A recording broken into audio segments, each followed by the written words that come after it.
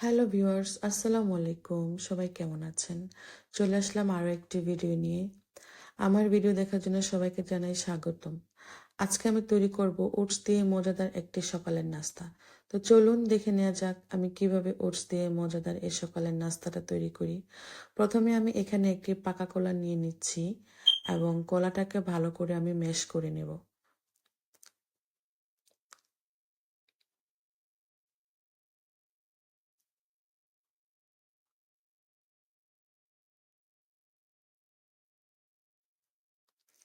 কলাটা কিন্তু ম্যাশ করা হয়ে গেছে। এখন এর মধ্যে আমি 2টা ডিম ভেঙে দিয়ে দিব।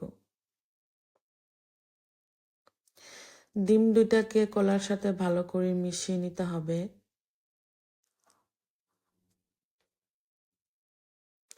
আমার মিশানো কিন্তু হয়ে গেছে। এখন আমি ডিম আর কলার মিশ্রণটাতে হাফ কাপের মতো ওটস দিয়ে দিব। এখানে আমি ওটসটাকে ভেজে ব্লেন্ডারে গুঁড়া করে নিয়েছি। তারপর এর মধ্যে দিয়ে দিলাম হাফ চা চামচ গরম মশলা গুঁড়া আর স্বাদ মতো লবণ। এগুলো সব আমি ভালো করে মিশিয়ে নিচ্ছি।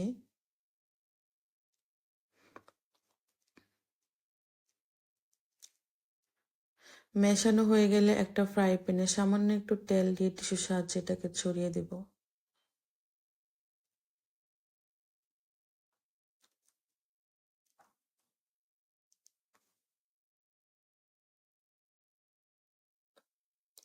এখন ওই যে মিশ্রণটা গুলিয়ে রেখেছিলাম না, সেটাকে ছোট ছোট পিঠার মতো করে বানিয়ে নিব। অল্প আছে অল্প আছে আমি ভালো করে 2 পাশটাই ভেজে নিব।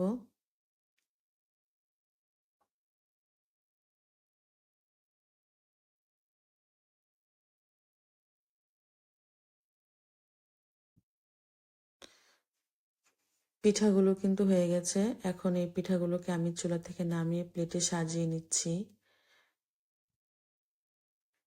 এখন আমি একটু পরিবেশন করব।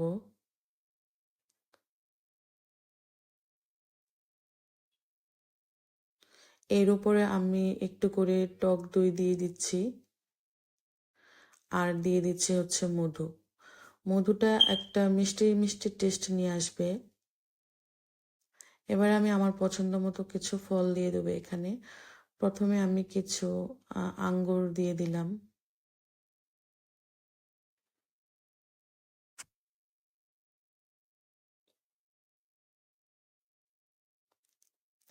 তারপর দিয়ে দিলাম কিছু স্ট্রবেরি আর কিছু আনার।